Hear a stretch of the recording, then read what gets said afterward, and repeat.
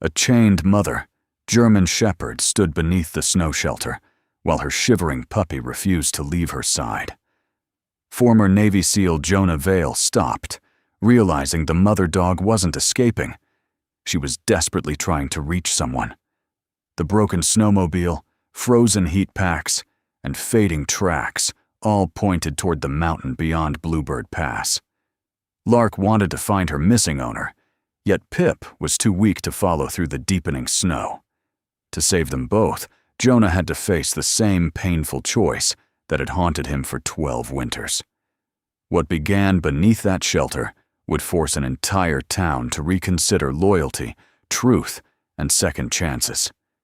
Tell us where you're watching from, and please like and subscribe to help us reach 1,000 subscribers and continue sharing more meaningful stories.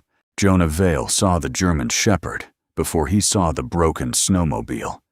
She stood beneath a roadside shelter with a rope pulled tight from her collar to one of the timber posts. Snow had gathered along her back and shoulders, but she barely seemed to notice the cold. Her entire body leaned toward the dark line of pines beyond the road. At her feet, a puppy tried to follow. The little dog could not have been more than 3 months old. He was wrapped in a silver emergency blanket that the wind had peeled halfway open. His pale gold body trembled as he dragged himself through the snow, one oversized paw at a time, determined to remain beside his mother. The mother pulled toward the forest. The puppy crawled after her. Jonah stopped his truck. For several seconds, he did not move. At 58, the former Navy SEAL had learned that the first thing a man saw was rarely the whole situation. Training had once taught him to study doors, windows, high ground, and human hands. Years of mountain work had added wind direction, snow texture, and the small signs machinery left before failing. So Jonah looked past the dogs. A snowmobile stood beside the shelter with its engine cover removed. A snapped drive belt lay near the rear track. Beneath the roof were a water bottle wrapped in wool, an opened bag of dog food, 2 cold heat packs, and a red blanket partly buried by drifting snow. Someone had prepared the shelter carefully. Someone had expected to return. Jonah stepped from the truck. He was a little over 6 feet tall, broad through the shoulders, but lean from years of climbing steep service roads with tools on his back. A dark pine green shell covered the faded camouflage work shirt beneath it. Short brown hair, silvering at the temples, was hidden under a gray knit cap. His square face had narrowed with age, and a nose broken long ago leaned slightly to the left. Salt and pepper stubble shadowed his jaw. The German shepherd turned toward him. She did not bark. She moved between Jonah and the puppy. Her coat was golden tan beneath a black saddle that lay heavier across her left shoulder. Her left ear stood tall, the tip of her right ear folded outward. Amber eyes watched Jonah without panic, but there was no uncertainty in her posture. "Come closer, and you come through me." Jonah stopped several yards away. "All right," he said quietly. The mother's gaze followed his hands. Jonah removed his tool bag and placed it on the snow. Then he crouched, making himself lower without trying to look harmless. Animals did not trust performances. They trusted consistency. The puppy made a thin sound. The mother immediately bent her head and touched her nose to his forehead. The little dog pressed against her front leg, then turned toward the forest when she pulled once more against the rope. He tried to follow. His legs slipped apart beneath him. Jonah took 1 step forward. The mother's head came up. He stopped. There was no growl, only a stillness that made the warning clearer. Jonah looked toward the pines. A narrow service trail disappeared behind the shelter. Human footprints crossed into the trees, softened by wind, but still visible. He studied the snow beside them. No second set returned. The mother followed his gaze and pulled toward the trail again. That was when the scene became clear. She was not trying to escape Jonah. She was trying to reach whoever had gone into the forest. The puppy crawled after her, because he would rather freeze beside his mother than remain warm without her. Jonah felt the old brass whistle beneath his jacket shift against his chest. It had belonged to Everett Sloane, his closest friend, and the man Bluebird Pass still believed Jonah had abandoned 12 winters earlier. The memory came in one hard image. Everett standing in blowing snow while Jonah led 6 exhausted people down the mountain. Jonah had promised to return. He never reached him. The puppy collapsed against his mother's paws. Jonah forced the memory back where it belonged. Not gone. Simply behind the work in front of him. He reached slowly into his bag and removed a folded thermal blanket. The mother lowered her head. Jonah held the blanket where she could see it, then slid it across the snow. It stopped beside the puppy. He waited. The mother sniffed the edge, looked at Jonah, and then nudged the puppy onto it with her muzzle. That was not trust. But it was a beginning. Jonah moved 1 step closer.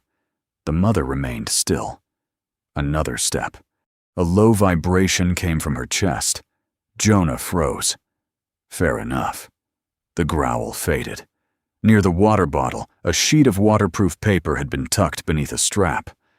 Jonah pointed toward it before reaching, as though explaining the motion mattered. Perhaps it did.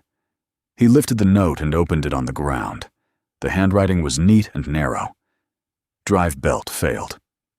Walking to North Survey cabin for radio access. Dogs secured with water, blankets, and heat packs. Returning shortly. Ada Whitcomb. Jonah read the name twice. Ada Whitcomb was a retired avalanche observer who lived north of Bluebird Pass. She was 69, sharp-tongued, fiercely independent, and more reliable than most instruments Jonah repaired. Years earlier, she had taught him how wind could build danger on one side of a ridge, while leaving the other side beautiful enough to deceive a church picnic. Ada did not make careless decisions. Jonah checked the heat packs. Completely cold. He studied the footprints again. Wind had rounded their edges and dusted the deeper impressions. Ada had been gone far longer than she intended. The mother strained against the rope. Jonah moved toward the post. She shifted in front of the puppy. "I'm not taking him away from you." He showed her his empty hand before touching the knot. The rope had been secured properly, long enough for the mother to reach water, food, and shelter. Ada had chosen the safest option available for a short absence. The absence had simply stopped being short. Jonah placed his fingers on the knot. The mother's lips lifted slightly. He stopped. The puppy shivered beneath the thermal blanket. The mother looked down at him. Jonah waited until her eyes returned to his face. Then he loosened the knot. The rope slipped free. For one breath, nothing happened. Then the mother turned and ran toward the forest. She made it 3 strides. Behind her, the puppy struggled to rise. His front paws found the snow, but his hind legs folded. He fell forward and gave a weak cry. The mother stopped.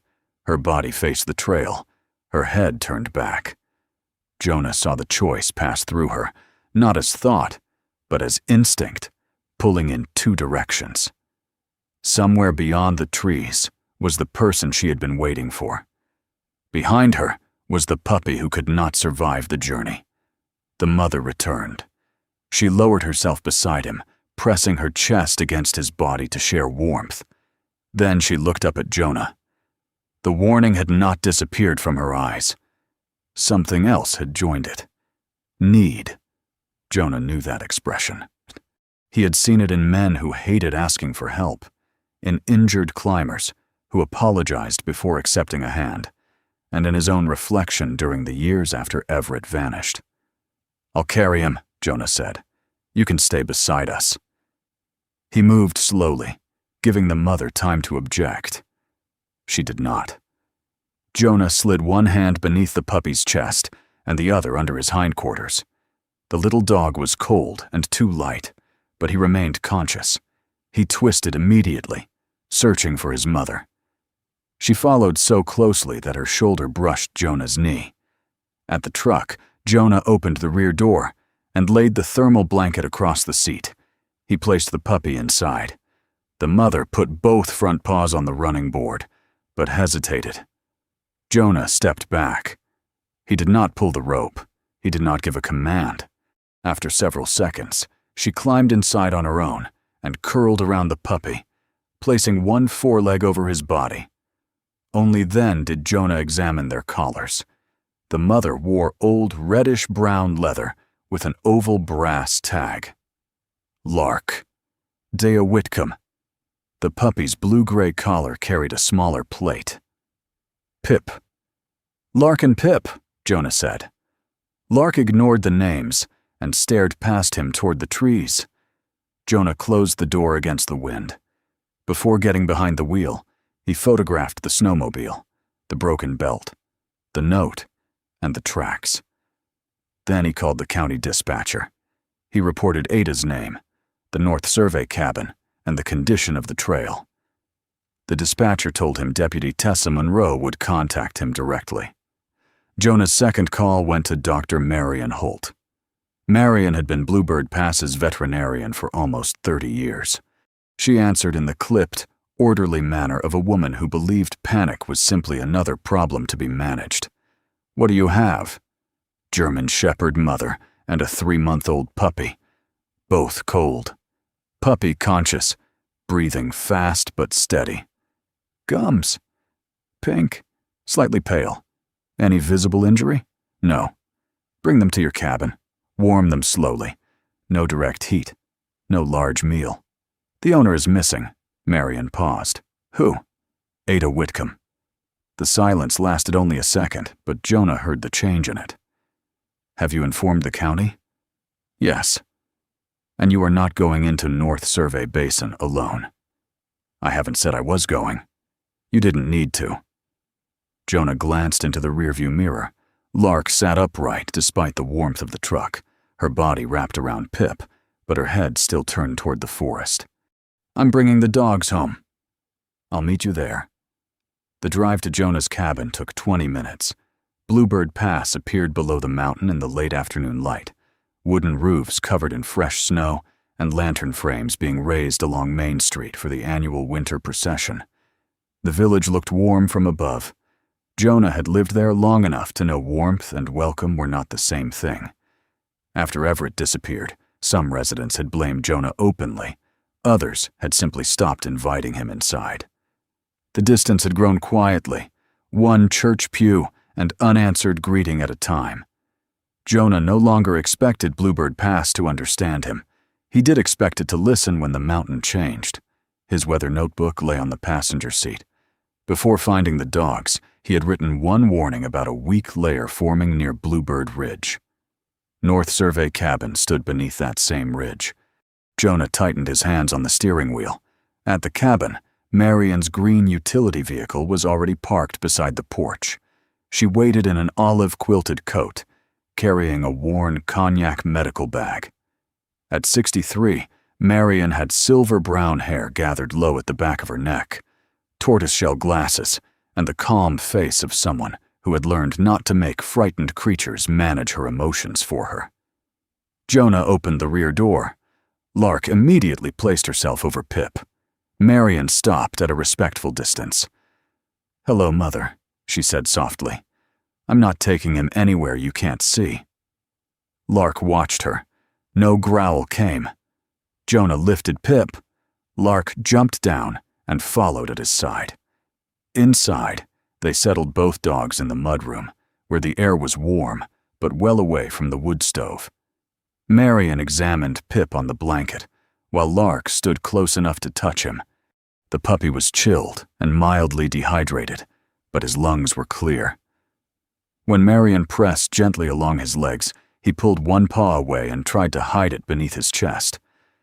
"He has opinions," Marion said. "That's useful." Jonah sat against the wall. Lark watched Marion's hands at first. Gradually, her rigid posture eased. She did not lie down, but she allowed the examination to continue. When Marion finished, Pip crawled directly beneath his mother's chest. Lark touched her nose to his forehead. Then she walked away from him. She crossed the mudroom and stopped at the north-facing door. Her ears rose. Her entire body became still. Jonah looked at the door, then at the map hanging beside it. The radio in the kitchen crackled. "Vale, this is Monroe." Jonah picked up the handset. Deputy Tessa Monroe's voice came through beneath a layer of static. "We checked Ada Whitcomb's home. Her truck is there. No sign she returned. When was she last seen?" "Yesterday afternoon." Jonah stared at Ada's note on the table. Yesterday. She had not been missing for several hours. She had spent an entire night somewhere on the mountain. Tessa continued. "The main county team is delayed at Red Elk Road. I'm assembling a smaller search unit. Do not enter the basin alone." "I won't." "There's something else." Forestry sent an updated snow profile. A weak layer is developing along the North Survey wall. Jonah's eyes moved to the map. The cabin Ada had been trying to reach sat directly beneath Bluebird Ridge. In 3 nights, the village planned to carry lanterns along the trail above it. Behind him, Pip made a faint sound. Lark turned toward her puppy, but did not leave the door. For a moment, she stood between 2 responsibilities, the small life behind her and the person waiting somewhere beyond the northern forest. Then she raised one paw and scratched the door once. Jonah tightened his hand around the radio. Ada was still out there, and Lark had not stopped trying to bring someone to her. By 8 the next morning, Pip had stopped shivering. He lay on a folded blanket in Jonah's mudroom, his narrow black backstripe visible whenever he stretched beneath Lark's chest. A shallow bowl of water sat nearby. He had taken a little at a time, exactly as Marion instructed, and had objected weakly when she checked his temperature again. Marion took that as progress. "He is cold, tired, and offended by medical attention," she said. "None of those things are fatal." Jonah stood near the north-facing door, holding a mug of coffee he had forgotten to drink. He had changed into a dry camouflage shirt beneath a charcoal wool jacket, but melted snow still darkened the edges of his boots. Lark had not slept for more than a few minutes at a time. She would settle beside Pip, close her eyes, then rise again and cross the mudroom. At the door, she lifted her head toward the north. After a moment, she returned to the blanket, touched Pip with her nose, and began the same pattern again. Marion watched her complete the circuit for the 4th time. "That is not panic," she said. Jonah looked at her. "What is it?" "Memory." Marion crouched beside Pip and adjusted the blanket without covering his face. Her tortoiseshell glasses had slipped low on her nose, and she pushed them back with one knuckle.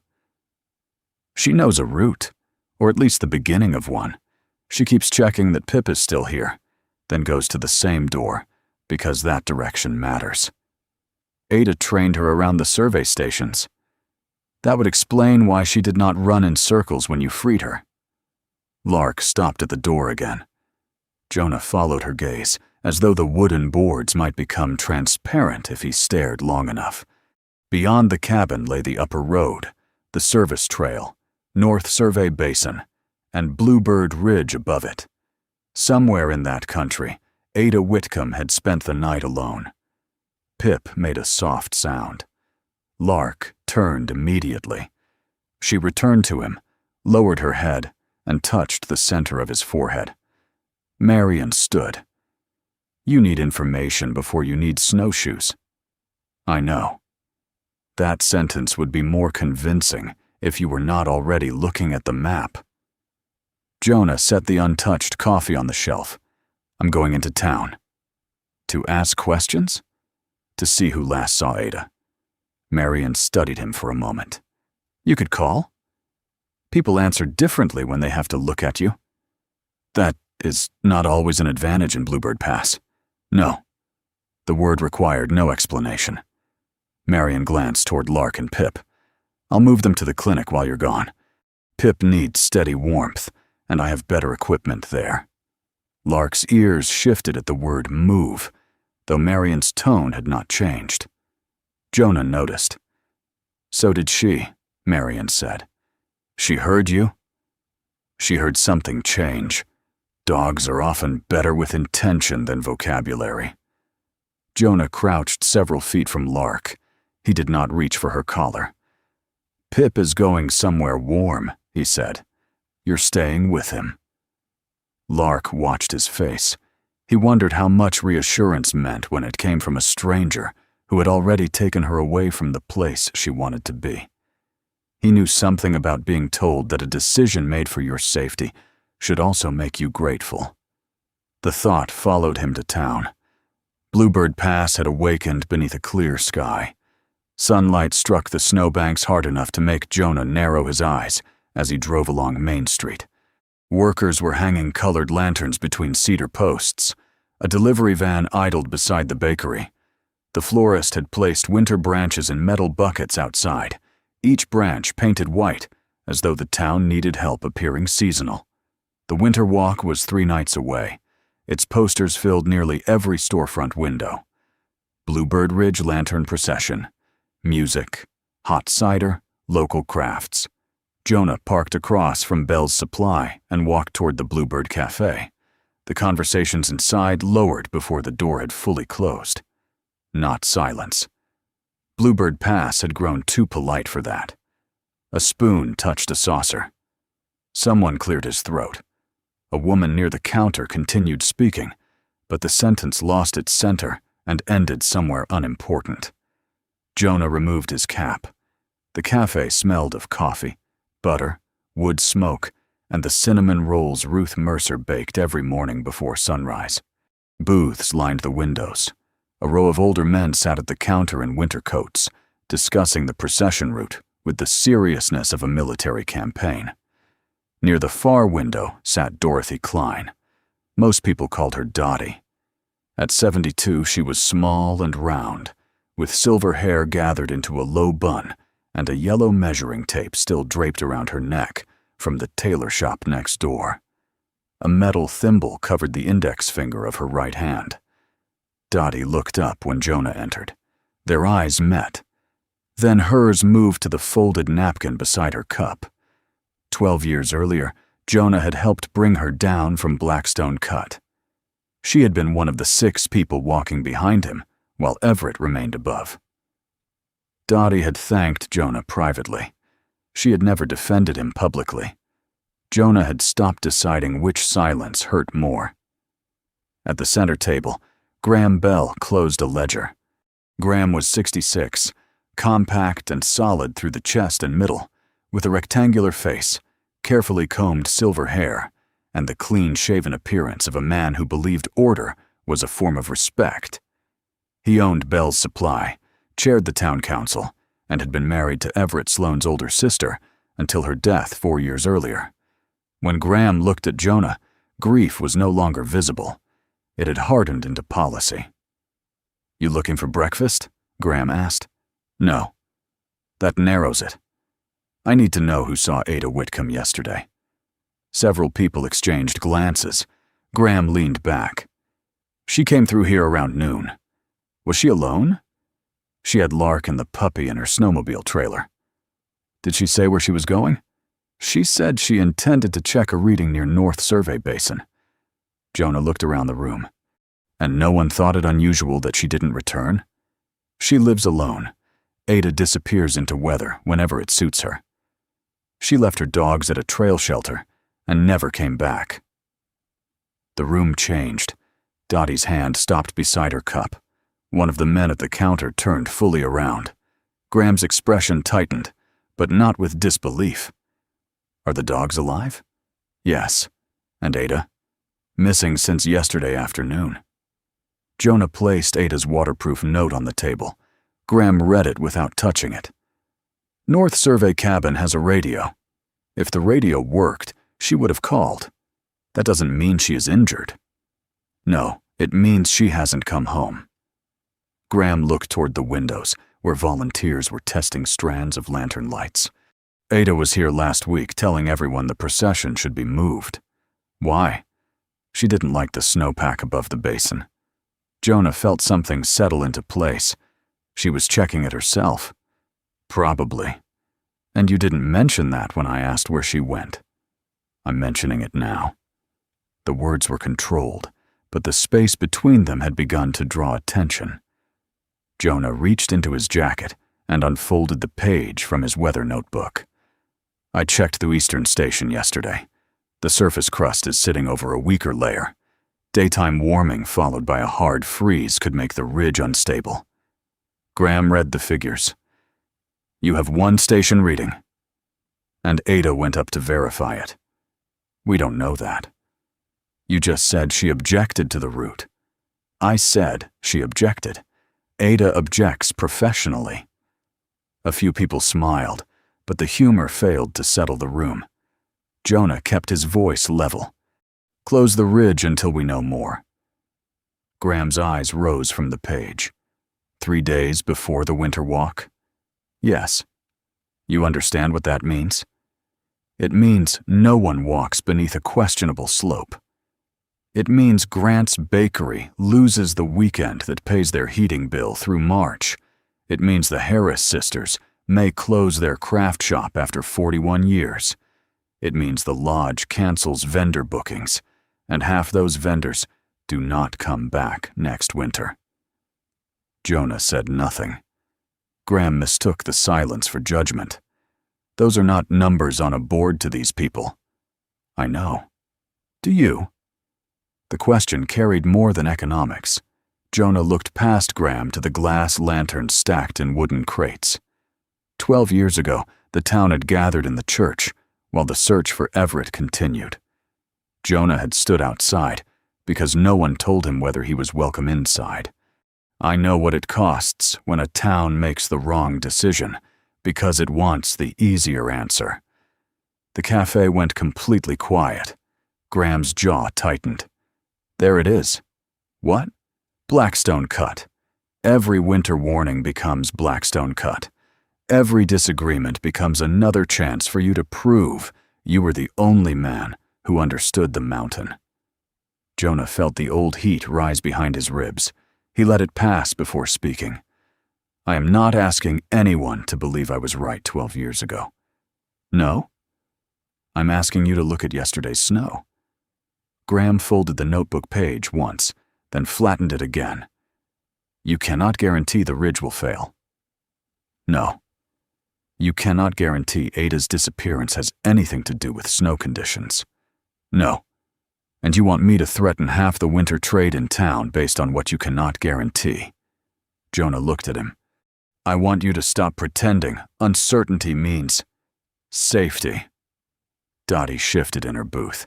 Her measuring tape slid from one shoulder and brushed the floor. The small sound drew Jonah's attention. She bent to retrieve it, but her hand trembled. For a moment, Jonah thought she might speak. She looked at him. Her pale blue eyes carried something older than embarrassment. Then she lowered them again. That silence did not feel like indifference. It felt like fear. The cafe door opened before Graham could answer. Deputy Tessa Monroe entered with cold air behind her.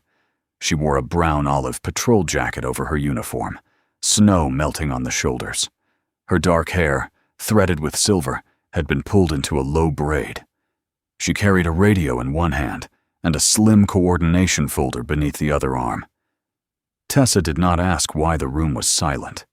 She had worked in Bluebird Pass long enough to recognize Jonah's presence as one possible explanation. "Ada's nearest neighbors have been checked," she said. "No one has heard from her. Her house shows no sign she returned after leaving yesterday." Graham stood. "What resources are coming?" "Primary mountain rescue is still at Red Elk Road. A vehicle slid into a drainage cut. No serious injuries, but access is blocked." "So we wait?" "No." Tessa placed the folder on the table and opened a map. "I can authorize a limited search before the weather shifts. 4 people, possibly 5, depending on road access." Her finger moved along the service trail from the roadside shelter toward North Survey Cabin. "Jonah found the snowmobile and the dogs. He also maintains the stations in this basin. He comes as terrain advisor." Graham looked at her. "He is not on the rescue roster. He is not commanding the operation." Tessa's eyes shifted to Jonah. You report conditions. You recommend routes. Final movement decisions remain mine. That works? Graham gave a short, humorless breath. Of course it does. Tessa turned to him. I need someone familiar with Ada's local contacts and the festival service roads. Graham realized what she meant. You want me to come? I want someone from the council who understands which gates are locked, which cabins are stocked, and which promises were made about trail maintenance. The room waited. Graham looked toward the procession posters, then at Ada's note. I'll get my coat. It was not reconciliation. It was responsibility finding him before he was ready.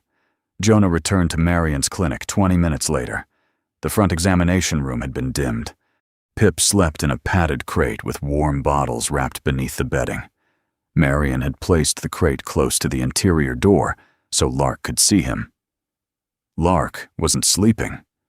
She paced from Pip to the clinic's north window, then back again. When Jonah entered, she stopped.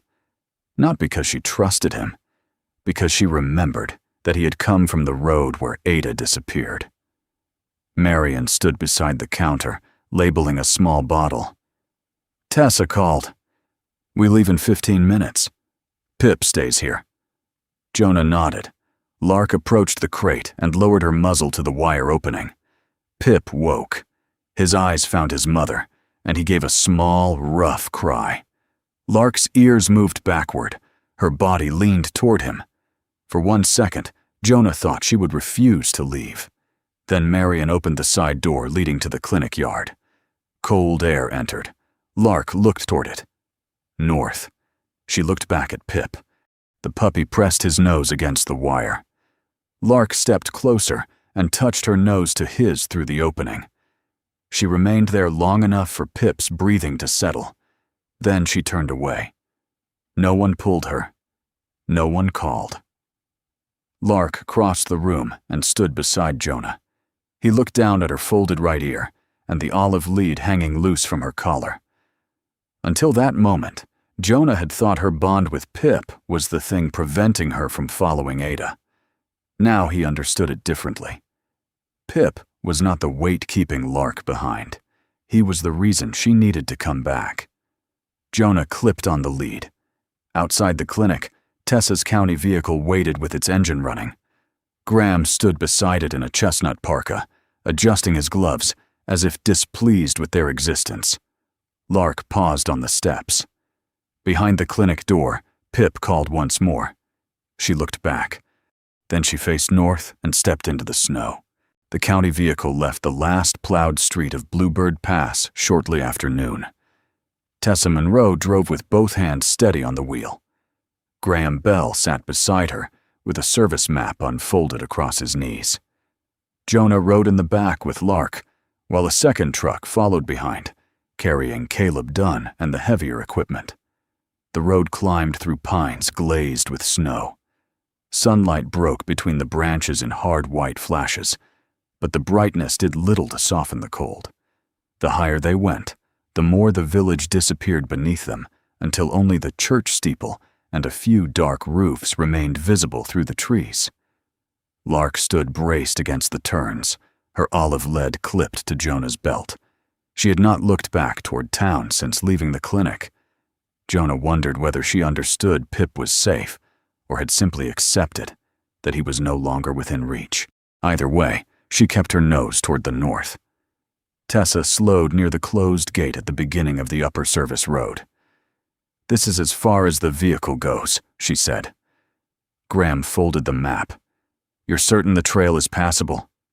"No," Tessa replied. "That is why we brought Jonah." Graham looked through the windshield but did not turn around. Jonah said nothing.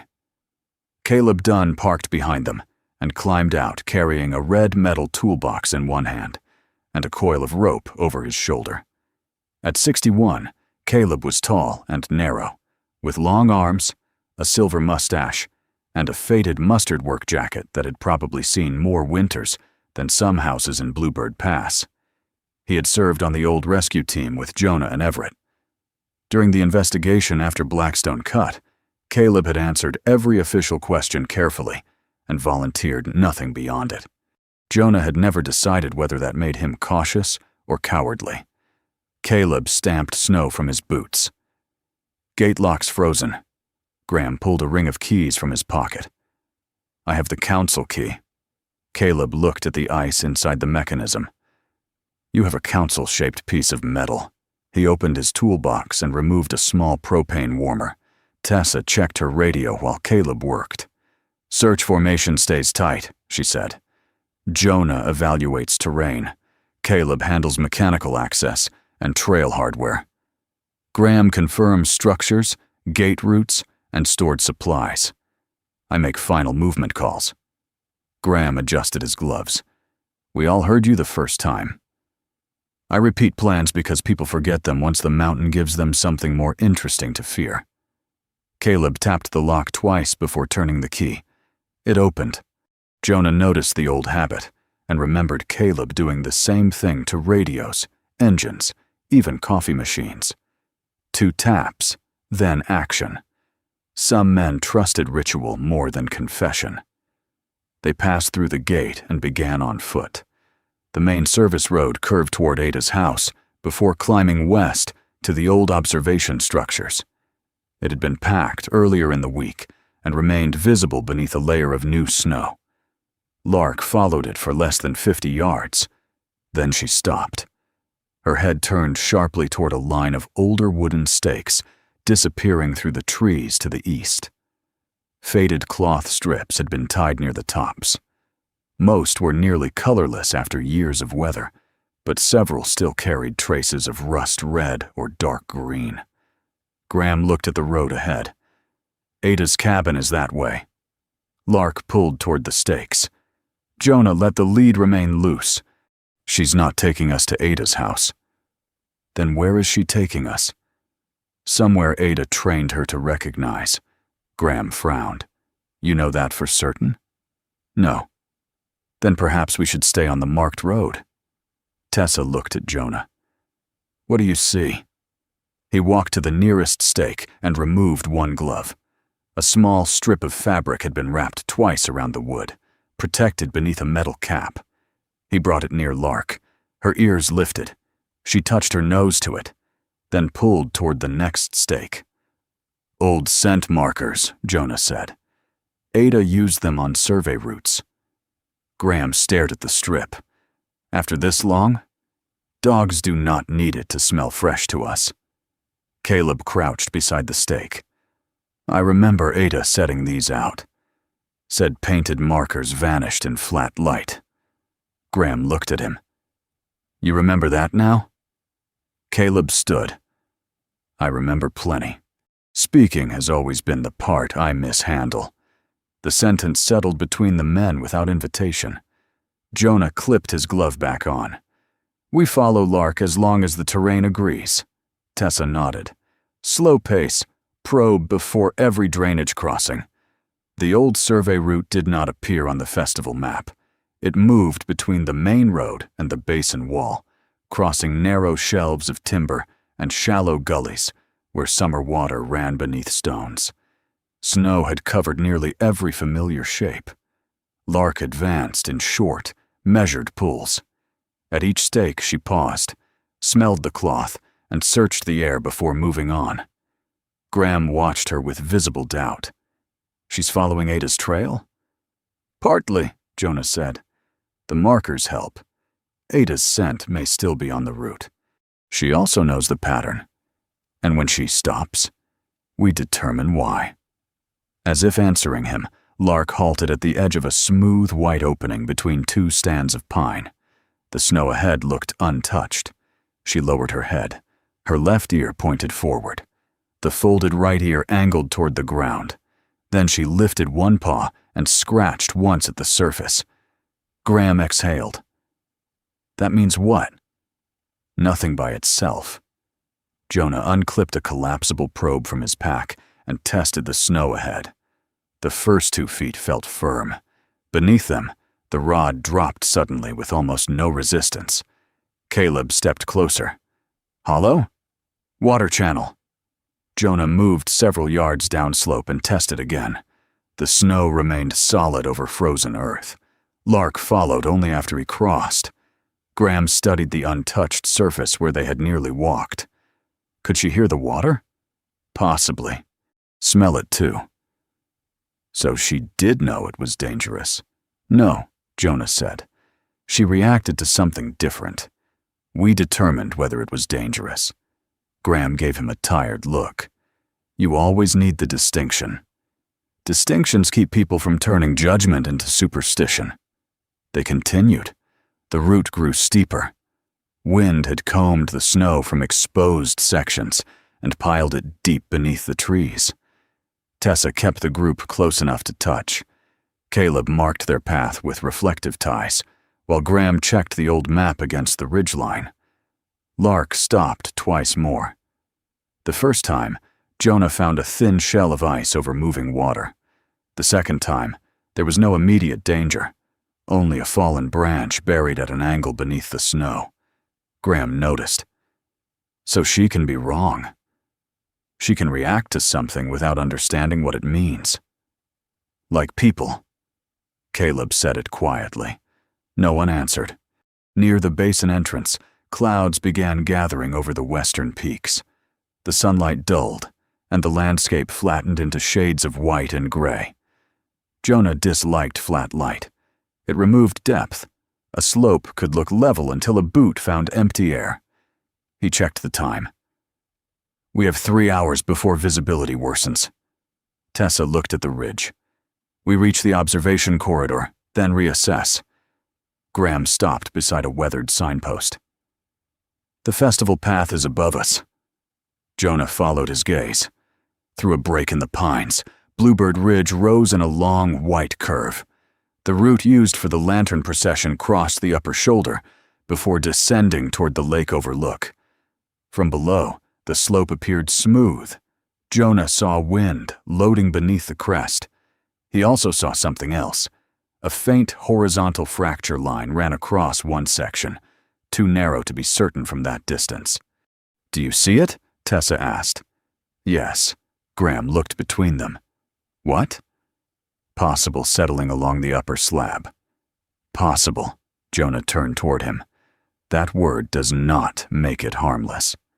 And certainty does not appear because you lower your voice. Tessa stepped between their lines of sight without physically separating them. We are looking for Ada. The reminder worked, not because either man had forgotten her, because both had begun using the mountain to continue an argument that started 12 years earlier. Lark pulled suddenly to the east, not hard, purposefully. The survey stakes curved away from the basin and entered a dense stand of spruce. Graham checked the map. There is no route there. There is, Caleb said, just not one the festival committee kept. He pointed to a faded pencil line on the old maintenance sheet. Winter access to Observation 3. Closed after the new road went in. Graham looked at him. You knew about this. I helped repair it once. When? Caleb adjusted the rope on his shoulder.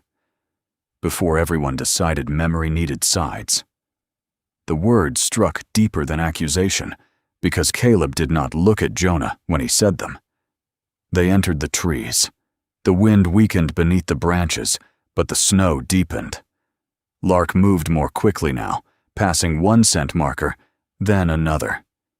At the 5th marker, she stopped beside a trunk, where a strip of dark red cloth remained tied beneath the metal cap. She pressed her nose against it and gave a low sound. Not a bark, not distress. Recognition. Jonah examined the snow. A narrow track passed between the trees, almost erased. The impressions were too long and straight for ordinary boot steps. Snowmobile, Caleb said. Jonah nodded, recent enough to remain beneath the drift. They followed. 10 minutes later, the trees opened around a small clearing. A second snowmobile stood near the remains of an old observation tower. Its front end had been pushed against a bank, not crashed. The machine sat upright, ignition off, gear strapped securely behind the seat. Graham reached it first. No damage. Caleb opened the engine panel. Fuel lines frozen. She parked it. Jonah studied the snow. Ada's boot prints led from the machine toward a narrow wooden hut set beneath the observation tower. No dragging marks, no sign of a fall near the vehicle. She left under her own power, Tessa said. Lark pulled toward the hut. The door was closed. Jonah called Ada's name. No answer came. He tried again. A faint sound answered from inside. Not words. A scrape. Tessa moved to the door. Ada, this is Deputy Monroe. We're coming in. The latch resisted, then opened after Caleb cleared packed snow from the threshold. The hut smelled of cold wood, old paper, and the faint chemical heat of emergency packs. Ada Whitcomb sat on the floor beside a narrow bench, wrapped in a reflective blanket. A wooden ash walking stick lay near her hand. Her silver-white hair had escaped from beneath a burgundy hat, and her pale blue eyes remained sharply awake behind wire-frame glasses. She looked at the 4 people filling the doorway. Well, she said, voice dry with exhaustion. That took longer than I expected. Graham let out a breath that was almost a laugh. Jonah knelt several feet away. Can you stand? I can complain. That usually comes first. Tessa entered and began assessing her condition. Ada's right knee had swollen beneath her snow pants. She could move the leg but could not bear full weight. What happened? Tessa asked. Snowmobile fuel line froze. I walked here to use the radio. Radio was dead. On the way back, I slipped where the trail drops behind the tower. You spent the night here? With 1 blanket, 6 heat packs, and the worst emergency crackers manufactured by human hands. Lark pushed past Jonah. Ada's expression changed. The hard wit left her face before she could hide it. Lark? The German shepherd crossed the hut and lowered herself against Ada's uninjured side. Ada placed both hands in the thick fur at her neck. Then Lark lifted her head. She looked toward the door. South, toward Bluebird Pass, toward Pip. Ada saw it. He's all right? Warm and safe with Marion, Jonah said. Lark settled closer, but every few moments her ears turned toward the way they had come. Jonah understood the message without pretending it was mystical. Finding Ada had not completed Lark's task. Her puppy was still waiting.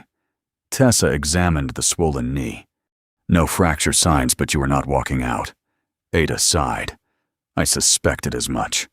Caleb began preparing a drag sled from the emergency gear.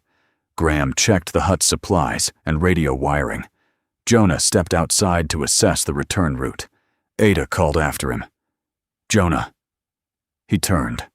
She was watching him over Lark's head. The snow beneath Bluebird Ridge is wrong. Graham stopped at the equipment cabinet. Ada continued. Crust over facets. Wind loaded above the basin. I came up to confirm it. Jonah looked toward the white slope beyond the trees. How close is it to 12 years ago? Ada's eyes remained on his face. Close enough that I would not put lanterns beneath it. No one spoke. Tessa broke the silence. We get Ada down first. Everything else waits. They secured Ada on the sled with her knees supported and her upper body upright. Lark walked beside her, close enough that Ada could keep one hand near the dog's shoulder. The descent took longer. Jonah chose the lower crossing around the hollow drainage. Caleb reinforced the marker ties. Tessa controlled the pace. Graham helped steady the sled whenever the trail narrowed. No one argued. Halfway down, Ada motioned Jonah closer. You still have your Blackstone report? The question caught him harder than the cold. Yes. All of it? Yes. Ada nodded once. Good.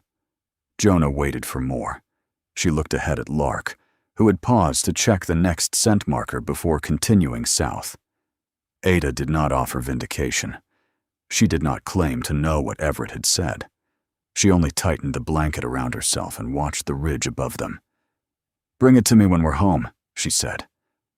Then Lark moved forward, and the team followed her down through the trees. Pip heard Lark before he saw her. The puppy had been asleep in a padded crate at the back of Marion's clinic, one forepaw tucked beneath his chin, when the outer door opened and cold air moved through the hallway. His head came up. For 1 second, he remained perfectly still. Then Lark's nails touched the tile. Pip scrambled to his feet so quickly that the blanket twisted around his hind legs. He gave a sharp, broken cry and pushed against the crate door. Marion opened it before he could hurt himself. Pip shot across the room. Lark lowered herself just in time. The puppy collided with her chest, crawled beneath her neck, and pressed his entire body against the thick golden fur there. Lark folded one foreleg over him and began cleaning the top of his head with slow, deliberate strokes. Ada sat in a wheelchair near the examination table, her swollen knee supported beneath a folded blanket.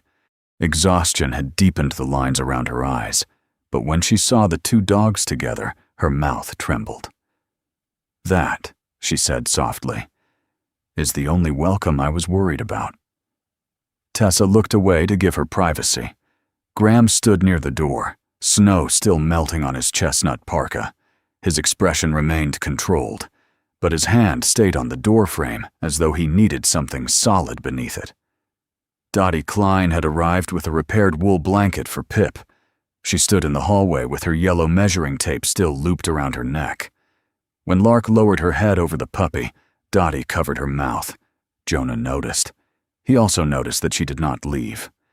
By afternoon, Marion had cleared Ada to rest outside the clinic as long as her knee remained elevated and someone monitored her.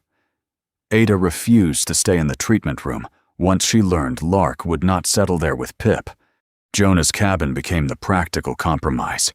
It was close enough for Marion to visit, warm enough for the dogs, and quiet enough for Ada to recover, without half the town turning the clinic hallway into a waiting room. The town came anyway. The first visitor brought broth. The second brought 2 bags of dog food, though Jonah already had enough for a week. Someone left a stack of clean towels on the porch without knocking. The Harris sisters from the craft shop brought a small blue blanket embroidered with crooked silver stars. Caleb arrived with a repaired latch for Jonah's mudroom gate and installed it without being asked. Some visitors stayed only long enough to see Pip asleep beneath Lark's foreleg. Others stood awkwardly inside Jonah's kitchen, looking at walls they had imagined for years, without ever crossing the threshold. No one mentioned Everett, not at first. Pip made the silence easier. He chewed the corner of the embroidered blanket. He climbed into boots that were too large for him. He fell asleep halfway across Marion's lap and remained there while she spoke with Ada. People could look at the puppy when they did not know where else to place their eyes. Jonah understood what was happening. The town had not suddenly forgiven him. It had found a reason to enter his home that did not require admitting why it had stayed away. He was not sure whether that was courage or convenience. Perhaps beginnings rarely looked noble. Ada rested in Jonah's armchair with her ash walking stick propped beside her. Lark lay at her feet, while Pip slept under the table after exhausting himself by attacking Caleb's bootlaces. Near dusk, Ada asked Jonah for the Blackstone report. The room quieted. Graham had returned after checking on the festival vendors. Tessa sat at the kitchen table with a county folder and her radio beside one elbow. Caleb stood near the stove, warming his hands without looking directly at anyone. Jonah went to the bedroom. The report had remained in the bottom drawer of a metal cabinet for 12 years. He had not hidden it. He had simply stopped opening it. The folder was thicker than Ada expected. Official reports, handwritten weather notes, copies of radio logs, statements from the 6 survivors, equipment inventories, and Jonah's own account were secured inside with a worn elastic strap. The paper smelled faintly of dust and cold metal. He placed it on the table. Ada did not touch it immediately. "I'm not looking for a sentence that saves you," she said. Graham's gaze lifted. Jonah pulled out a chair. "There isn't one." "No."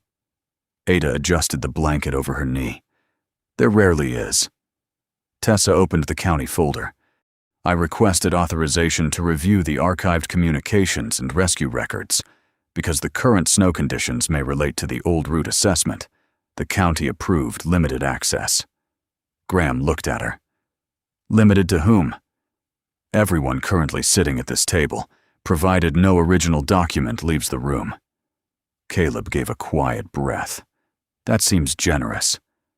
Tessa's eyes moved to him. It becomes less generous if anyone decides to remember selectively. She began with the official timeline.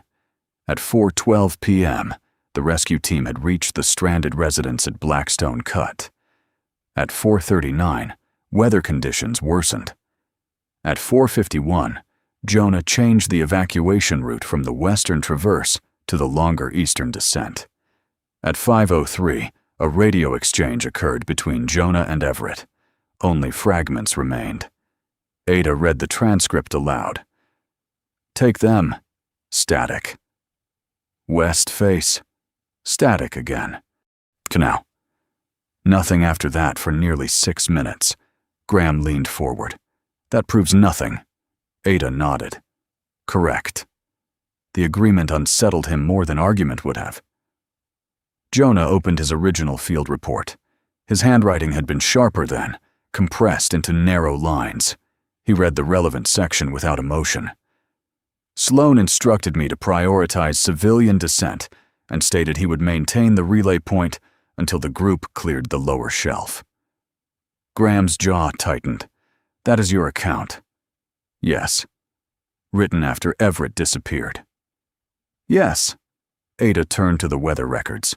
Her own instruments had been positioned north and east of the official county station.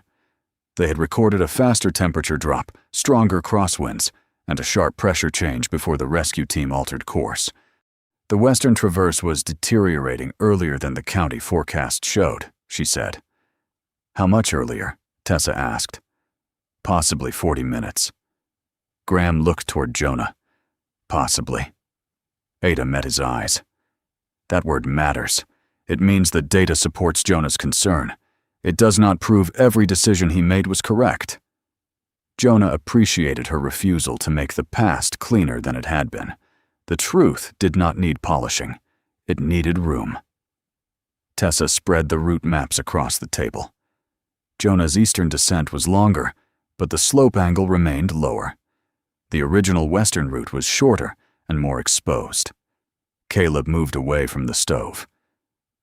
I knew he wanted to go back. No one spoke. Caleb looked at the map rather than at Jonah. After we got the last 2 residents below the tree line, Jonah tried to turn uphill. I stopped him long enough to tell him the traverse had already begun to break. Jonah remembered Caleb's hand around his arm. He had forgotten the exact words. He had not forgotten the grip. Tessa asked, Was that in your statement? No. Why? Caleb rubbed one thumb along the edge of his toolbox. Because if Jonah had gone back and died, I would have been the man who let him. If he stayed down, people would ask why I stopped him from trying. I decided silence gave me no side. He finally looked at Jonah. It only gave you all of it. The room remained quiet long enough for the stove to settle with a small metallic click. Jonah did not offer Caleb relief. Caleb had not asked for it. Pip woke beneath the table and crawled toward Marion's boots. She lifted him into her lap without interrupting the conversation. The puppy curled against her forearm and fell asleep again. Dottie had been standing near the kitchen doorway. Now she stepped forward. Her small hands were clasped around the silver thimble she had removed from her finger. I knew he stayed, she said. Graham turned. Dottie's voice weakened, but she continued. Jonah remained at the lower shelf after the rest of us were sent down with Caleb. He kept checking the ridge. He kept asking whether the wind had changed enough to open a return route. Jonah looked at her. He had not known she remembered that. Dottie's pale eyes filled, though no tears fell. I heard him say Everett's name into the radio until the battery began to fail. Why didn't you tell the inquiry? Tessa asked. Dottie looked down at the thimble in her palm. Because Everett was missing. and I was alive. The answer entered the room quietly. I had arthritis in both knees. I slowed everyone down. Jonah carried my pack and half my weight on the final descent. Afterward, Everett's family sat in the church waiting for news, and I could not walk past them without thinking he might have come home if I had been younger or stronger. Graham's face changed. Dottie turned toward Jonah. I told myself that saying nothing kept peace, that the town was grieving, that another argument would only hurt Everett's family. Her fingers closed around the thimble. But it wasn't peace. It was shame wearing a respectable coat. Jonah's chest tightened. For 12 years, he had imagined what he might say if one of the 6 finally admitted the truth. In those imaginings, his words had been sharp enough to make the silence fair. Now Dottie stood in his kitchen, old and frightened, while Pip slept in Marion's arms, and Lark kept one ear turned toward Ada. Anger did not disappear. It simply lost its clean edges. What hurt most, Jonah said, was not that people doubted me. Dottie waited. It was that the people who knew I tried still let me stand there alone. Her face folded. I know. No, Jonah said, not cruelly. You know now. Dottie nodded. He did not forgive her. He also did not ask her to leave. That was all he could offer without lying. Graham rose and walked to the window. Outside, lantern frames had begun appearing along the lower road, small wooden arches waiting for colored lights.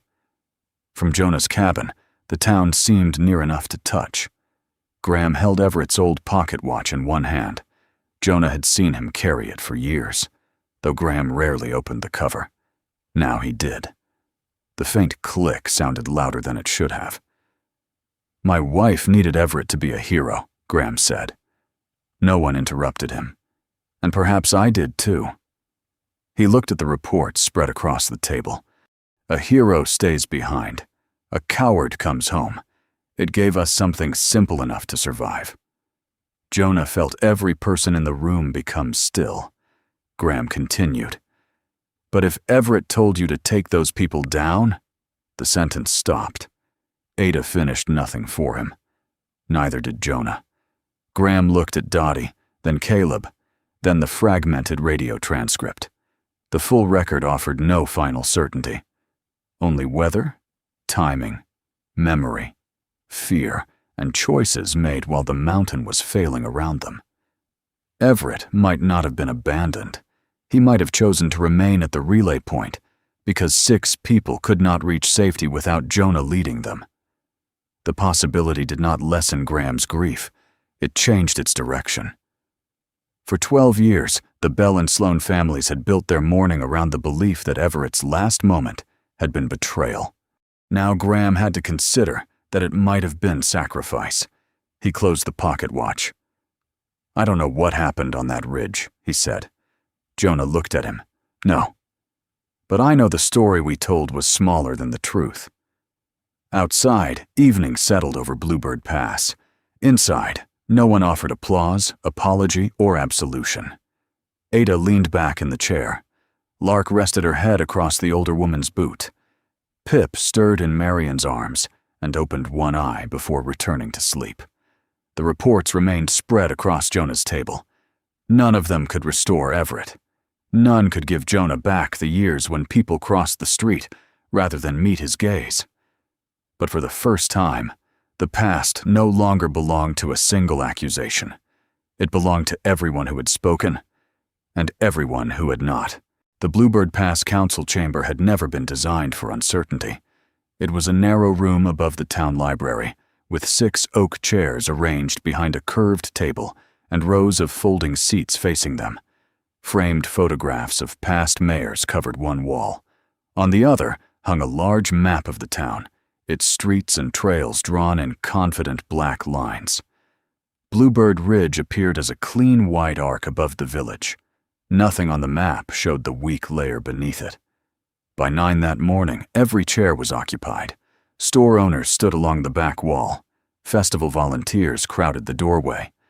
Older residents who rarely attended council meetings sat with coats folded across their knees, listening with the grave attention usually reserved for funerals and weather warnings. Ada Whitcomb sat at the front beside Jonah, her injured knee supported on a small stool. She wore a blue-gray cardigan beneath her winter coat and kept her ash walking stick against the chair. Fatigue remained in her face, but her pale eyes had regained their usual sharpness. Jonah placed 3 documents on the council table. One showed the recent temperature pattern. One showed Ada's snow profile from North Survey Basin. The third was a map of the festival route. Graham Bell sat in the center council chair. His silver hair was neatly combed, his collar buttoned, and Everett's pocket watch rested unseen in the inner pocket of his navy coat. He had read the Blackstone records the night before. Nothing in his expression revealed what the reading had cost him. Tessa Monroe stood near the wall with her coordination folder. Marion sat beside Dottie Klein in the second row. Lark remained at Ada's feet, while Pip had been left asleep in a crate at Jonah's cabin under Caleb's supervision. Graham opened the meeting without ceremony. Mrs. Whitcomb and Mr. Vale have requested that the council reconsider the Bluebird Ridge route. A man near the back called, "Reconsider or cancel?" Ada answered before Graham could. "Reconsider the route, not the festival." The room shifted. Several people had clearly arrived prepared to defend the entire winter walk. The distinction unsettled their arguments. Ada leaned forward. The snowpack above North Survey Basin has a hardened upper layer over weaker, angular snow beneath it. Wind has added weight along the ridge shoulder. That does not mean the slope will fail. It means we cannot responsibly place a procession below it until conditions change or further tests reduce the uncertainty. A bakery owner raised her hand. "How long would testing take?" "Longer than 3 days," Ada said. A low murmur passed through the room. Jonah stood and pointed to the map. The ridge route should be closed for this year's event. The reaction came immediately. "What happens to the vendors?" "The lodge already sold packages. We have reservations. People come for the mountain trail." Jonah waited. He had once commanded rooms by speaking louder than everyone else. Age had taught him that volume often gave frightened people permission not to listen. When the voices faded, he moved his finger down the map. "The festival can be relocated here." The frozen lake lay in the valley south of town. A broad flat area beside it bordered the community hall, the old skating pavilion, and a parking lot used for summer markets. Graham studied the spot. "The lake path." "The valley path," Jonah corrected. "No one goes onto the lake itself. Lantern stations can follow the shoreline road and return through the meadow." A councilwoman leaned toward the map. "That route is less than half the length. It is also level, accessible to emergency vehicles, and within 3 minutes of the community hall." "What about the view?" Jonah looked at her. "People will still have the mountains."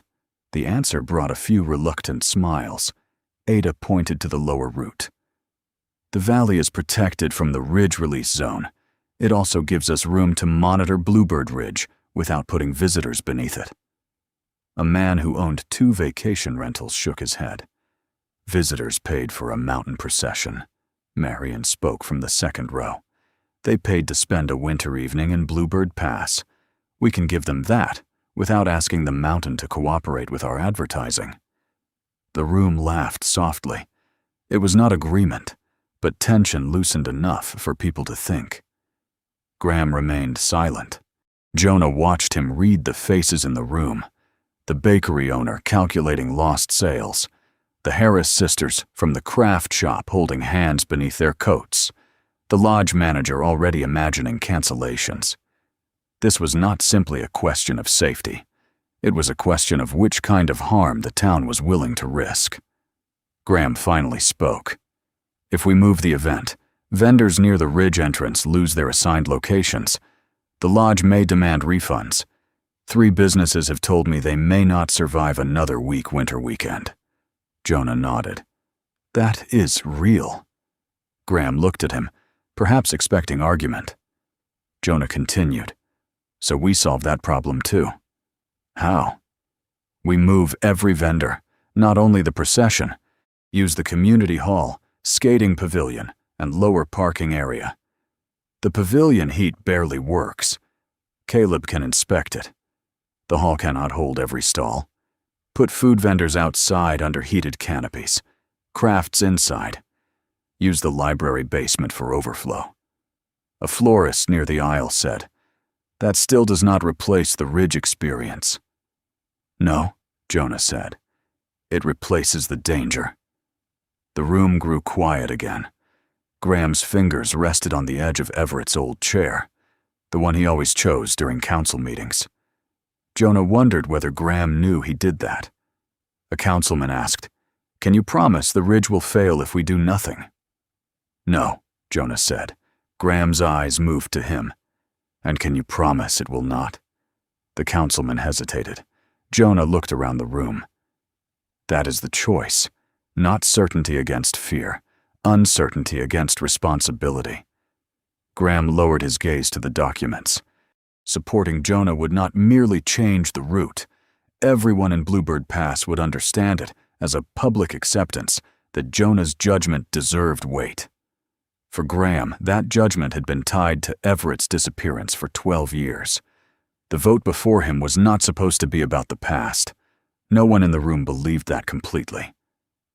Graham reached inside his coat and removed Everett's pocket watch. He placed it on the table without opening it. "My family spent 12 years believing caution was the word men used when they lacked courage," he said. No one moved. Graham looked at the photograph of Bluebird Ridge on the festival poster. "I am no longer certain we understood courage."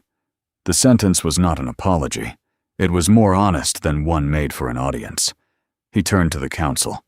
"I support closing the Ridge route," a few people whispered. Graham raised one hand. "I also refuse to move the cost of that decision onto the oldest and smallest businesses in town." He faced Jonah. "You want the valley? Bring me a complete relocation plan before 6 tonight. Vendor placement, heating, medical access, traffic, refunds, and emergency shelter." Jonah nodded. "You'll have it. If the plan fails, we cancel." "Agreed." Graham looked toward the residents. "And if we move, every council member will work the event.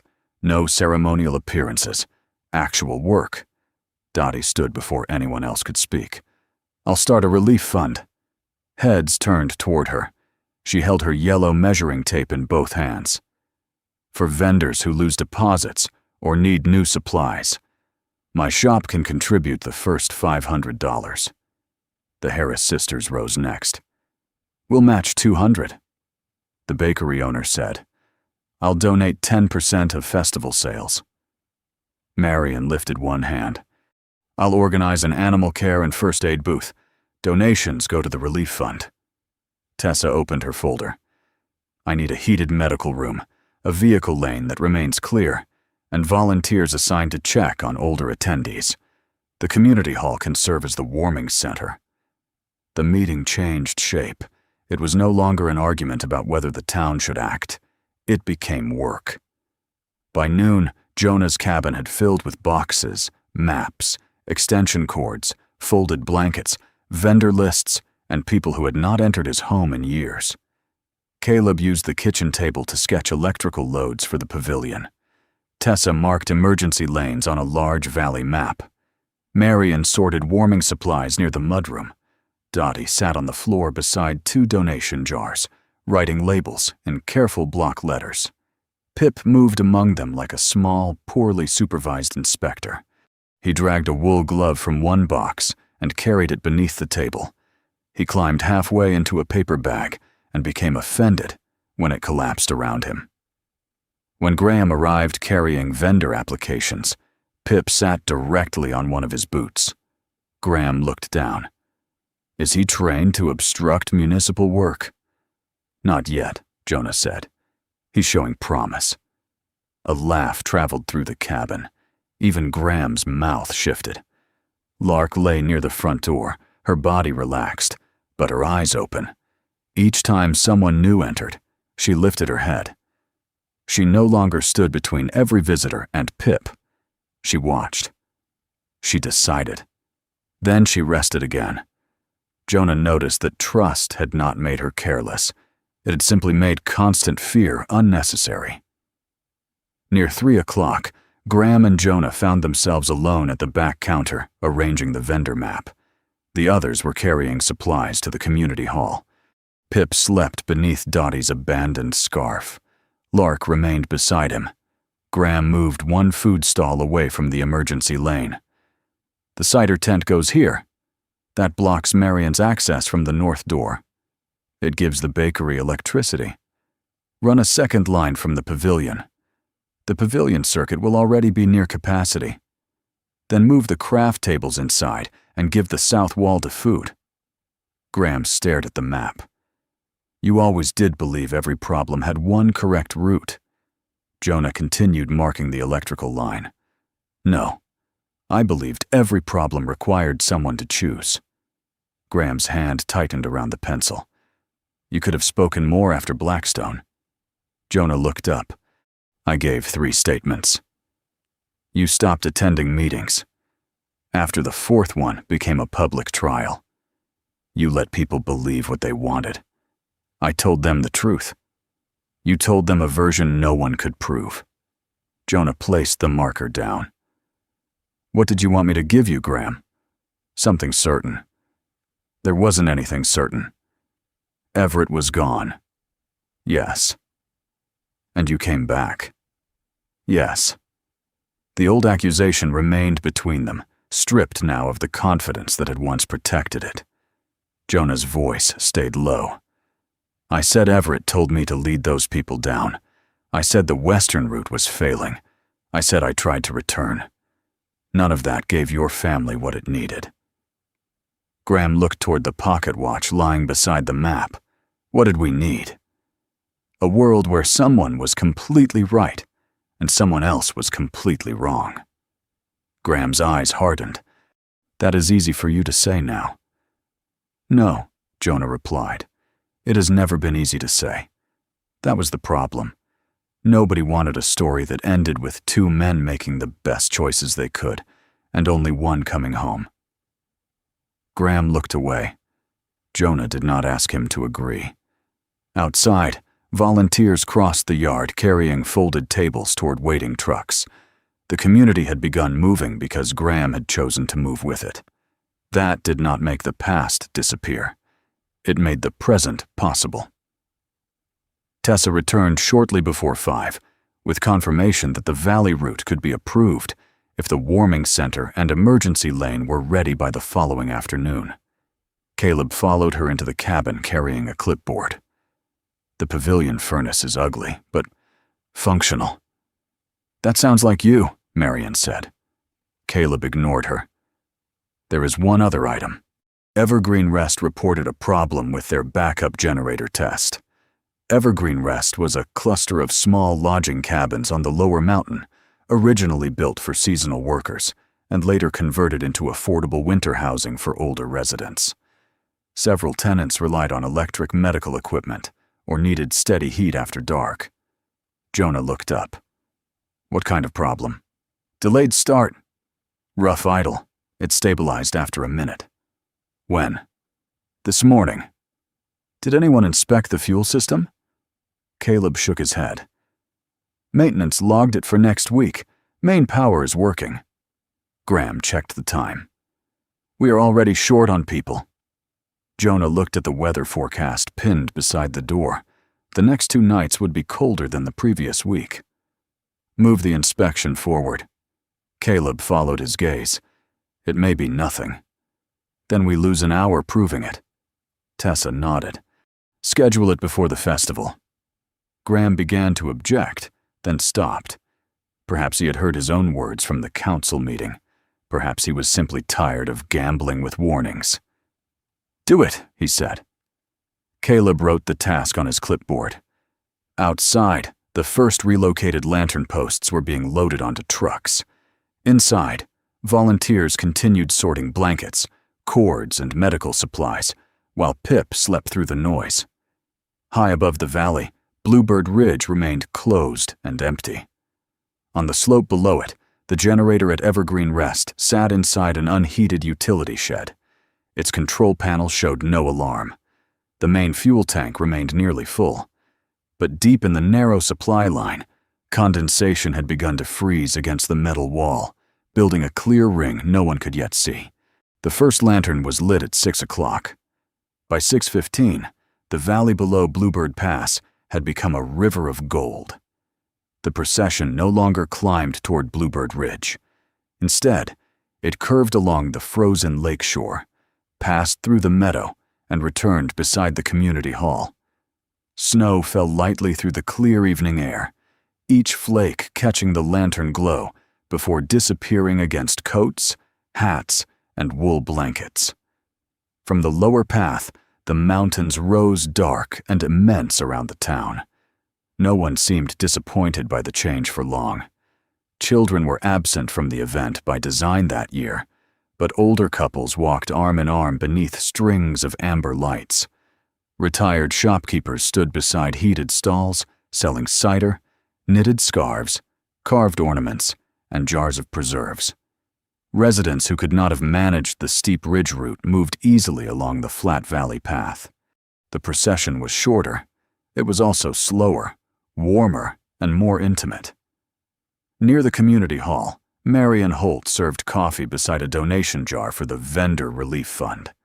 Dottie Klein worked at the next table, wrapping blankets around anyone who looked colder than they admitted. Ada Whitcomb sat in a sturdy chair near the entrance, her injured knee elevated beneath a burgundy blanket.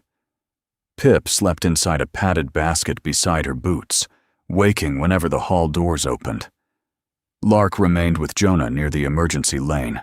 She wore a dark green winter vest and a long olive lead clipped to his belt. Though the festival music, conversation, and unfamiliar scents kept her alert, her body no longer carried the rigid tension of the first night beneath the snow shelter. Jonah watched the procession pass. He had expected people to glance at him and look away. Some still did. Others nodded. A bakery owner handed him a paper cup without asking whether he wanted one. One of the Harris sisters touched his sleeve and told him the craft pavilion had sold more in the first hour than it had on the ridge the previous year. None of it felt like forgiveness. It felt more useful. Across the emergency lane, Graham Bell stood beside the volunteer check-in table, reading names from a clipboard. His navy coat had been replaced by a brown work parka, and the polished councilman had disappeared beneath a wool hat, heavy gloves, and the strain of trying to keep 200 people organized.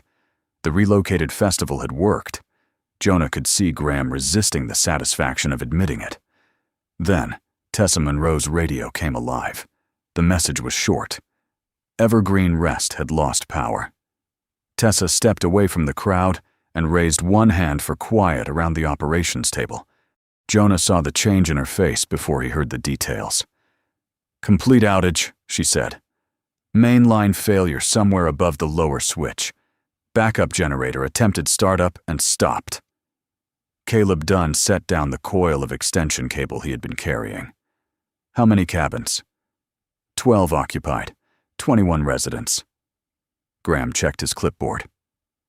"Some of them came to the festival." 8, Tessa said. 13 remain at the property. Marion was already crossing the room. "Medical needs." Tessa looked at the written report. 1 oxygen concentrator, 1 powered mobility chair, 2 residents using refrigerated medication, though that is not the immediate concern. "What is the interior temperature?" 61 and falling. Jonah glanced toward the north slope. The main road to Evergreen Rest climbed through timber above town. It was manageable in daylight. At night, with fresh snow and a falling temperature, every delay would matter. Caleb reached for his toolbox. "I'll take the mobile generator." Jonah shook his head. "Not until we know the road." Tessa looked at him. "Evaluate access." Graham unfolded the residence list. "I'll confirm who is still up there and assign vehicles." Marion turned toward Ada. I need the portable oxygen, thermal wraps, and medication packs ready." Ada nodded once. "Go." The festival continued behind them. Music still played beneath the pavilion roof. Lanterns still moved along the lake. For most of the crowd, the emergency began as nothing more than several volunteers leaving their posts. Tessa kept it that way. Panic would not warm anyone. The first county vehicle reached the Evergreen Road 12 minutes later. A spruce had fallen across the main approach less than half a mile above the valley turnoff. The trunk was too large to shift by hand, and too tangled in neighboring branches for a quick chainsaw cut. Jonah stepped into the headlights and studied the slope beside it. A narrow maintenance trail left the road 50 yards below the blockage. It climbed through trees before reconnecting near the residents' utility shed. "We can get people and light equipment through there," he said. "Not the mobile generator." Caleb looked uphill. "We could break the generator into sled loads." "How long to reassemble?" 20 minutes if my fingers remain attached." Tessa checked the temperature. "We attempt repair before evacuation. Smaller equipment first." The decision was practical. Moving 13 older residents over a snow trail at night carried risks of falls, cardiac strain, disorientation, and cold exposure. If Caleb could restore the backup generator, everyone could remain sheltered. Jonah took point with Lark. Tessa followed with 2 volunteers carrying medical packs. Caleb and another crew member hauled tools and fuel components on a sled. Graham stayed below long enough to organize transport before joining with the resident list. The maintenance trail had not been cleared for public use. Snow reached mid-calf in places. Reflective ties placed during the previous search remained on several trees, while farther uphill, Ada's old survey stakes continued toward the basin. Lark moved steadily ahead, her lead long enough to let her investigate without separating from Jonah. At the first drainage crossing, she stopped, her head lowered. Jonah listened. Beneath the snow came the faint movement of water. He probed the surface and found the upper layer firm, but the support beneath it had narrowed since the previous day. "We go left," he told Tessa. "One at a time." Tessa repeated the instruction to the group. No one argued. They reached Evergreen Rest 25 minutes after leaving the road. The property consisted of 12 small cabins, built in a crescent around a central lodge. Porch lights were dark. Flashlights moved behind several windows. A caretaker in a red coat waited near the utility shed, relief visible in the way her shoulders dropped when she saw the team. "Everyone is inside the central lodge now," she said. "We moved them together before the cabins cooled further." "Good decision," Marion said over the radio from the hall. Caleb opened the generator panel. Ice had formed along the narrow fuel line exactly where Jonah had feared. Caleb disconnected it, warmed the metal section, and replaced the filter while the volunteers shielded his work from the wind. The engine turned once, then again. It started. For 3 seconds, the property lights flickered. Then the generator coughed and shut down. Caleb swore under his breath. "More ice in the feed system." "How long?" Tessa asked. 30 minutes, maybe 40. A resident near the lodge door called out that smoke was backing into cabin 4. Jonah turned. "Smoke?" The caretaker looked confused. "They started the wood stove after the power went out." Tessa sent Jonah and 1 volunteer to check. Snow had buried the lower chimney cap almost completely. Wind from the ridge had pushed a dense shelf across the roof, trapping the exhaust path. The neighboring cabin had the same problem. Jonah cleared enough snow to confirm the blockage, then climbed down. "We cannot rely on the stoves," he told Tessa. 2 chimneys are blocked, possibly more. Clearing all of them safely in the dark will take too long. The lodge temperature had fallen to 56. Inside, Marion's voice came through the radio.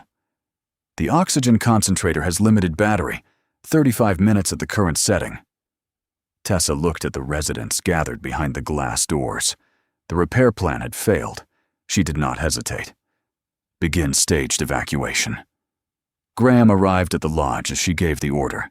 His glasses had fogged from the climb, and he removed them while checking the list. First group: residents with powered medical needs, limited mobility, or poor cold tolerance, Tessa said. Second group walks with assistance. Final group includes staff and repair crew. Graham divided the names without dramatizing the choices. Mrs. Pritchard needs the chair. Mr. Ames can walk, but not the steep section. Ellen and Roy use canes. Cabin 7 has 2 residents still collecting medication. Marion coordinated from the community hall, preparing heated rooms and confirming oxygen supply. No one acted alone. That was what made the work fast. Jonah evaluated the maintenance trail again. The route they had climbed would support small groups, but the temperature was falling, and repeated traffic would weaken the drainage crossings. Ada's voice came through Tessa's radio. There is a lower survey line east of your current trail. Flatter approach, but watch the second drainage. Jonah looked toward the trees. Lark was already facing that direction. He did not treat it as proof. He walked the first section with her, testing every transition. At one hollow, Lark paused and angled away. Jonah's probe broke through a thin crust above running water. He marked a wider turn around it. At the second drainage, she stopped again. This time the snow was firm, but the ice beneath had separated from the bank. Jonah shifted the route 10 yards uphill. Tessa approved the change. The first evacuation group descended with 2 volunteers per resident. Portable lights marked the path. A rope line provided balance through the steeper section. Lark walked near Jonah but never beyond the lead. At the community hall, Pip woke as the first residents arrived. Dottie carried him to the side room so he would not be underfoot. Ada sat beside the doorway, listening to the radio with both hands around her walking stick. When Lark returned with the first group, she went straight to the hall entrance. Pip gave a small cry from inside. Only then did Lark drink from the bowl Jonah set down. She rested for less than 5 minutes, her sides moving quickly, then stood when Jonah lifted the lead again. On the second trip, she hesitated. Jonah crouched beside her. You do not have to prove anything. He was unsure whether the words were for the dog. Lark looked toward the room where Pip waited. Then she followed Jonah back into the snow. The second evacuation moved more slowly. Several residents could walk, but needed frequent stops. Graham remained near the center of the group, checking names at each marker and refusing to let anyone become embarrassed by the pace. We are not late, he told one man, who apologized for slowing them. The lanterns will still be there. By the final trip, snow had thickened. The repair crew had nearly cleared the fuel line, but Tessa kept the evacuation order in place. Too many systems had already failed at once. Jonah led the last residents down while Caleb and 2 volunteers followed behind. Halfway to the lower road, Tessa counted the reflective vests. 1 missing. Graham checked the list. 2 volunteers from the rear sled team. The marked rope line disappeared into the falling snow behind them. Jonah stopped the group. No one spreads out. Lark turned sharply uphill. Her nose moved through the air, then along the packed trail. She followed the edge of the route for 30 yards before leaving it toward a stand of young pines. Jonah kept the lead loose but controlled. Lark, she continued. Behind the trees, she stopped and barked. Once, then again. Jonah called out. A voice answered weakly through the snow. The 2 volunteers had drifted away from the markers while dragging an empty sled. They were uninjured, but disoriented, less than 50 yards from the correct trail. Lark had followed their scent. Jonah brought them back without celebration. Tessa counted the group again. This time, everyone was present. When the last residents entered the community hall, the procession had ended. Lanterns still glowed along the valley path, though no one walked beneath them now. The older residents sat wrapped in blankets, drinking coffee and soup. Some looked frightened. Others looked almost amused by the amount of attention. Caleb arrived later with news that the generator was running again. No one suggested moving the residents back that night. Lark lay beside Pip near Ada's chair, her muzzle resting across his back. Jonah sat alone at the far end of the hall. His gloves were wet. His shoulders ached. No one had called him a hero, and he was grateful for it. Graham crossed the room carrying 2 cups of coffee. He handed one to Jonah and sat in the neighboring chair. For a while, they watched the people of Bluebird Pass care for one another beneath the lantern light. Graham did not apologize. Jonah did not ask him to. After several minutes, Graham said, "You never once told Tessa what to do. She was in command. You could have taken over." Jonah looked into the coffee. "That would have made it about me." Graham nodded slowly. Across the room, Pip shifted closer to Lark. The mother opened one eye, confirmed he was there, and let it close again. Outside, the lanterns followed a different road than the town had planned. No one seemed to miss the old one. Bluebird Pass did not change overnight. The morning after the evacuation, Jonah walked into town for generator parts and received 3 greetings. One came from the bakery owner, who raised a flour-covered hand from behind the counter. One came from an elderly man Jonah had known for 20 years, but who had not spoken to him in nearly 5. The third came from a woman who said his name too brightly, as though friendliness could erase the years before it. Others still looked away. A few crossed the street. Jonah found that easier to accept than the sudden warmth. Distance, at least, was honest. The festival lanterns remained along the lakeshore for another week. Volunteers took them down slowly, one section at a time. The town had sold nearly as much cider, food, and handmade goods as it had the year before. The vendor relief fund covered the remaining losses. No avalanche came down from Bluebird Ridge. For some people, that became proof the warning had been unnecessary. For others, the absence of disaster became proof the decision had worked. Jonah argued with neither group. The mountain had not owed anyone a demonstration. Evergreen Rest reopened after Caleb replaced the frozen fuel line, insulated the utility shed, and added a moisture separator to the generator system. Tessa ordered new inspection procedures for every winter residence in the Northern District. The practical changes happened first. The harder ones came later. 3 weeks after the festival, Bluebird Pass held a small public meeting in the community hall. It was not advertised as a hearing about Blackstone Cut. Graham had refused that language. "We are not putting Jonah on trial again," he had told the council. Instead, the meeting was listed as a review of historical rescue procedures and public accountability. The room filled anyway. Dottie Klein stood at the front with her yellow measuring tape absent for once.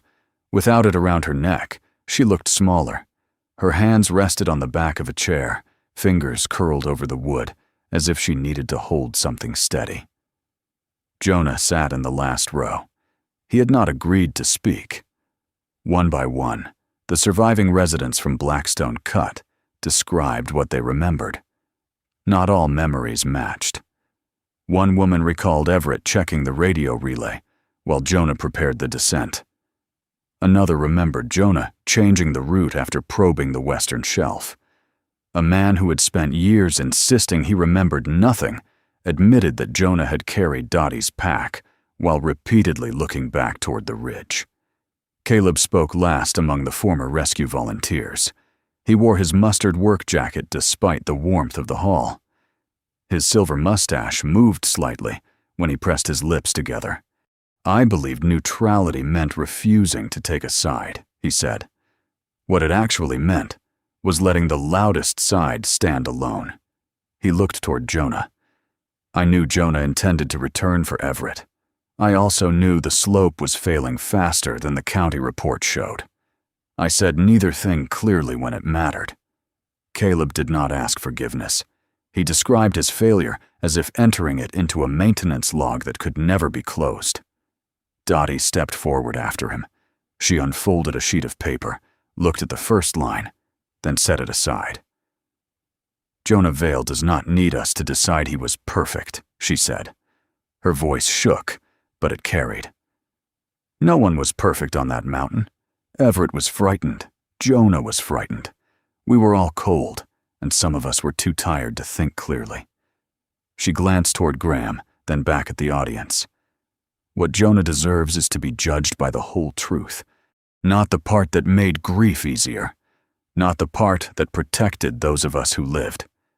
The whole truth, including what we failed to say. No applause followed. Graham had asked people not to turn testimony into performance. Jonah was grateful. When the meeting ended, several residents approached him. Some apologized. Others offered memories they had not known mattered. Jonah listened. He did not promise to forget. He did not tell anyone the past was repaired. What had happened to him was not a broken fence that could be restored by replacing a few boards. Trust had been worn away through hundreds of small choices. If it returned, it would return the same way. A month later, the council offered Jonah command of the Bluebird Pass volunteer rescue team. The vote was unanimous. Jonah declined. Graham came to his cabin with the written offer folded inside a blue council envelope. Ada sat near the stove, her right knee still braced, but improving. Lark lay beside her chair. Pip was in the yard, chasing a pine cone he had already lost twice. Graham placed the envelope on the table. "You have not opened it." "I know what it says." "You could at least pretend the council surprised you." Jonah poured coffee into 2 mugs. "I've had enough surprises from councils." Graham accepted the mug but remained standing. "They trust you. That is not the same as needing me in charge. You led rescue teams before. And the town built an entire idea of safety around one man's judgment." Graham's expression tightened. "Everett. Everett first. Then me." Jonah looked through the window. Pip had found the pine cone again, and was now trying to carry it through a gap too narrow for both his head and the branch. "No community should depend on one person being right every time," Jonah said. "Not a Navy SEAL, not a council president, not a man people turned into a legend because losing him was too difficult." Graham sat down slowly. "What do you propose instead?" Jonah had already drawn the plan. He placed several pages on the table. The first showed a winter training schedule. The second listed roles rather than ranks: emergency coordination, medical care, terrain assessment, mechanical support, communications, local knowledge, resident accountability. At the top of the first page was a name: Second Lantern. Graham read it twice. "Why that?" "The first lantern shows where you plan to go," Jonah said. "The second is the one you light when the route changes." The program would train adult volunteers in small teams. Tessa would teach incident command. Marion would cover cold exposure, medication needs, and evacuation of older residents. Caleb would handle generators, vehicle recovery, and winter equipment. Ada would teach snow observation from accessible sites. Longtime residents would document unmarked drainage lines, wind corridors, and older service routes absent from county maps. No single leader would become indispensable. Graham tapped the final page. "There is a vacancy under logistics." "There is." "You expect me to fill it?" "I expect you to apply." Graham looked almost offended. "As an ordinary volunteer?" "Those are the only kind we need." Ada laughed from the stove. Graham joined Second Lantern 2 days later. He arrived early for the first session and stayed late to stack chairs. By spring, the old road maintenance building near the community hall had become the program's training center. Caleb repaired the heating system. Dottie made canvas equipment bags from donated fabric. Marion stocked one room with medical supplies. Tessa painted a wall-sized incident board. Jonah refused an office. He chose a table near the equipment racks where anyone could sit. One morning, Graham arrived carrying an old rescue lantern. It was made of dull steel, with a thick glass chamber and a wire handle worn smooth at the center. Jonah recognized it immediately. Everett had carried it during winter drills before the rescue team switched to lighter electric lamps. Graham placed it on the work table. "I found it in my sister's attic." Jonah touched the cold metal. The lantern had a dent near the base. Everett had made it years ago by dropping it from the back of a truck and insisting the damage improved its character. Graham looked around the training room. "I thought it should be here." "Probably. I don't know where." Jonah understood that Graham was not asking about a shelf. The apology had been forming between them for months. Neither man trusted a single sentence to carry it. Jonah lifted the lantern and walked toward the entrance. A blank section of wall stood beside the equipment check-in board. "Here," he said. Graham studied the space. "It needs something beneath it." Jonah found a pencil and wrote on a piece of scrap paper. Graham read the words silently.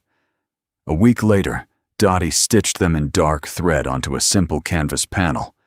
For those who went on, those who came home, and those who once had to choose in the dark. They mounted Everett's lantern above it. The display did not say Jonah had been right. It did not say Everett had been wrong. It honored the burden both men had carried. Ada moved into a small cottage near Jonah's cabin before the following winter. Her knee had healed, but not enough for her to continue living alone beyond the upper service road. She complained about the move for 2 months and supervised every detail of it. The cottage stood across a narrow field from Jonah's property. Caleb and Graham built a fenced path between the 2 yards, so Lark could travel safely from one home to the other. Ada remained her legal owner.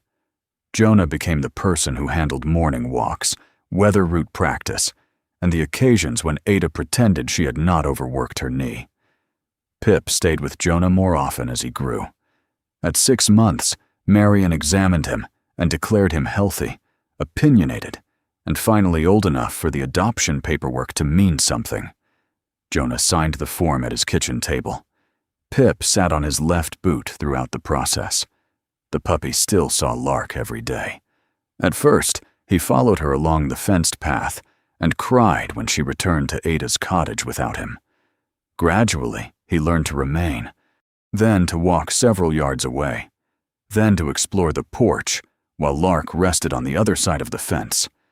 Separation stopped, meaning abandonment. Jonah understood the lesson before he was ready to admit he needed it. The next winter arrived under a bright, cloudless sky. One morning, Jonah opened his cabin door and found Lark and Pip sitting side by side on the porch. Lark was composed, her folded ear turned toward the yard. Pip had grown taller, though his paws still appeared too large for the rest of him. The narrow black stripe remained along his back, and the tip of his right ear refused to stand completely. Beyond them stood 6 people. Ada leaned on her ash walking stick. Marion carried her cognac medical bag and a thermos. Tessa held a clipboard beneath one arm. Dottie wore a canvas tool belt she had sewn herself. Caleb carried his red toolbox. Graham stood in front with a coil of cable over one shoulder. Jonah looked from one face to another. "What happened?" "Eastern Weather Station," Tessa said. "Signal dropped at 5:40. I was going to check it." "We know," Marion replied. Caleb lifted the toolbox. "We decided to prevent you from enjoying yourself." Jonah looked at Graham. The council president, or former council president when he wore second lantern gear, adjusted the cable on his shoulder. "Where do we start today?" The question was simple. No one called Jonah a hero. No plaque had been placed in the town square. No ceremony had returned what Bluebird Pass once took from him. Some residents still spoke carefully around him, and a few would probably never change their minds. But the people on his porch had brought tools. They had come to work beside him. Jonah looked at those who had doubted, those who had stayed silent, and those who had finally learned that responsibility was not the same as blame. Respect was not being raised above a community. It was being invited back into the middle of it. Lark stepped down from the porch first. Pip bounded after her, crossed half the yard, then stopped. He turned to look at Jonah. Months earlier, Jonah would have called him back to make certain he was safe. This time, he did not. Pip watched him for one more second, then ran after Lark toward the waiting group. Jonah looked into the quiet cabin behind him. He closed the door. Then he stepped into the bright winter morning and joined everyone on the road. Sometimes healing does not arrive as an apology, a ceremony, or a perfect answer. Sometimes it comes quietly, through a door finally opened, a truth finally spoken, or a hand carrying tools instead of blame. Jonah could not change the night he lost Everett. But by grace, he learned that the years ahead did not have to be lived alone. And perhaps that is one of life's smallest miracles. Not that the past disappears, but that God can still lead us toward people willing to walk beside us. May we have the courage to speak the truth, the humility to repair what we can, and the gratitude to recognize those who return. Share your thoughts in the comments, and subscribe for more stories of loyalty, hope, and second chances. May peace find your home and remain with you.